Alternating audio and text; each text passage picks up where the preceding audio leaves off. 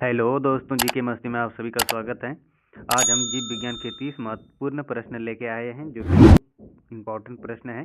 हाल फिलहाल के परीक्षा में ये सब प्रश्न पूछे गए थे।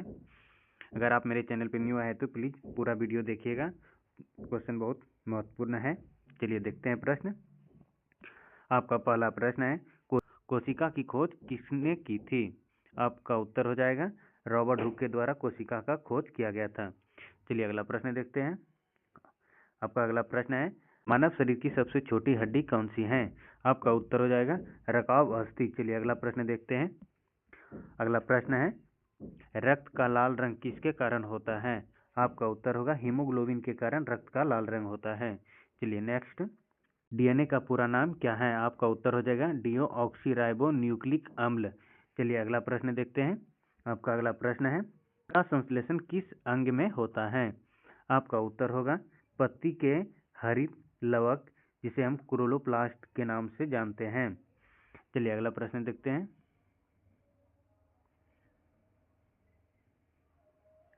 अगला प्रश्न है, मानव शरीर में कुल कितने गुणसूत्र होते हैं? आपका उत्तर हो जाएगा 46 गुणसूत्र होते हैं। चलिए अगला प्रश्न देखते हैं। आपका अगला प्रश्न है, रक्तचाप मापने का यंत्र क्या कहलाता है? आपका उत्तर हो जाएगा रक्तचाप मापी यंत्र। चलिए अगला प्रश्न देखते हैं। आपका अगला प्रश्न है, विटामिन सी की कमी से कौन सा रोग होता है? आपका उत्तर हो जाएगा स्कर्वी रोग, जो कि दांतों से खून आना।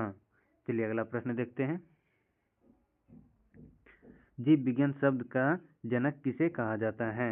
आपका उत्तर हो जाएगा अरस्तु को जीव विज्ञान का जनक कहा जाता है। चलिए अगला प्रश्न देखते हैं। मानव हृदय में कितने कक्ष होते हैं? आपका उत्तर होगा 4 कक्ष होते हैं मानव हृदय में। चलिए अगला प्रश्न देखते हैं। अगला प्रश्न है, शरीर की सबसे बड़ी ग्रंथि कौन सी है? आपका उत्तर हो जाएगा यकृत शरीर की सबसे बड़ी ग्रंथि होती है। चलिए आगे चलते हैं। आपका अगला प्रश्न है, इंसुलिन का स्रवन किस ग्रंथि से होता है? आपका उत्तर हो जाएगा अग्नाशय।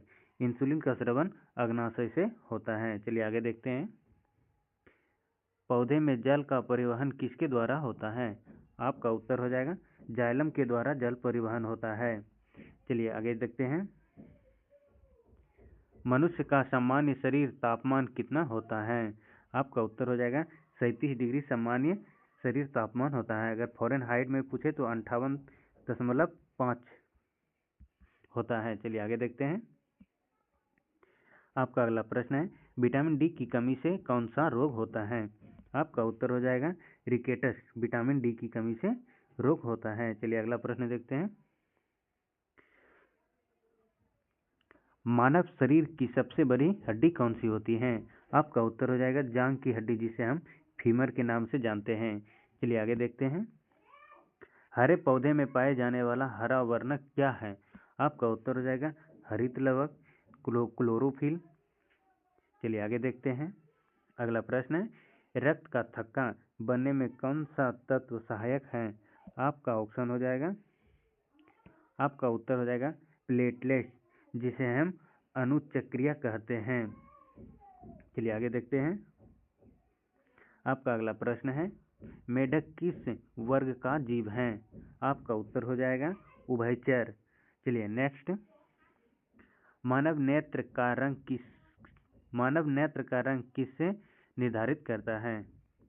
आपका उत्तर हो जाएगा परितारिका, जिसे आइरिस कहते हैं। चलिए आगे देखते हैं।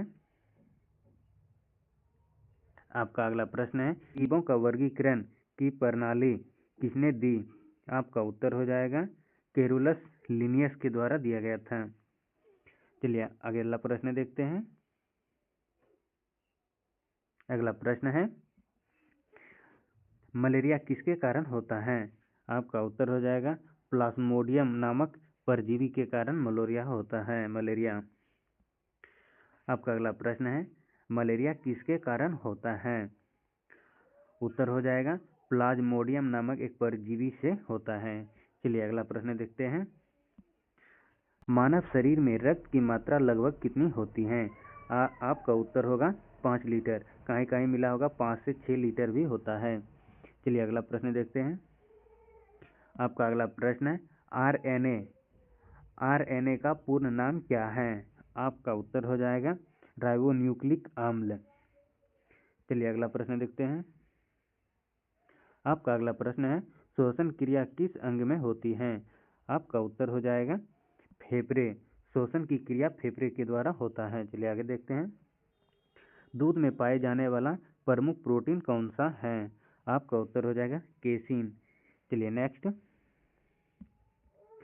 आपका अगला प्रश्न है विटामिन के का मुख्य कार्य क्या है? आपका उत्तर हो जाएगा रक्त का थक्का जमने में सहायक करता है विटामिन के। चलिए अगला प्रश्न देखते हैं। आपका अगला प्रश्न है मानव शरीर की सबसे बड़ी कोशिका कौन सी है? आपका उत्तर हो जाएगा अंडाणु मानव शरीर की सबसे बड़ी कोशिका है। चलिए अगला प्रश्न देखते हैं। आपका अगला प्रश्न है पौधे में भोजन का परिवहन किसके द्वारा होता है? आपका उत्तर हो जाएगा भोजन का परिवहन फ्लोएम के द्वारा होता है और जल का परिवहन जालम के द्वारा होता है। चलिए अगला प्रश्न देखते हैं। आपका अगला प्रश्न है विकासवाद का सिद्धांत किसने दिया था? आपका उत्तर हो जाएगा चार्ल्स डार्विन के द्वारा दिया गया था। दोस्तों ये रहा दोस्तों 30 प्रश्न जो कि इस तरह का प्रश्न परीक्षा में पूछ लिया जाता है। अगर वीडियो अच्छा लगे तो चैनल को सब्सक्राइब कर दीजिएगा और एक प्यारा सा कमेंट कर दीजिएगा, क्योंकि डेली इस तरह का प्रश्न हम लोग लेके आते रहते हैं। चलिए दोस्तों मिलते हैं फिर नेक्स्ट वीडियो में।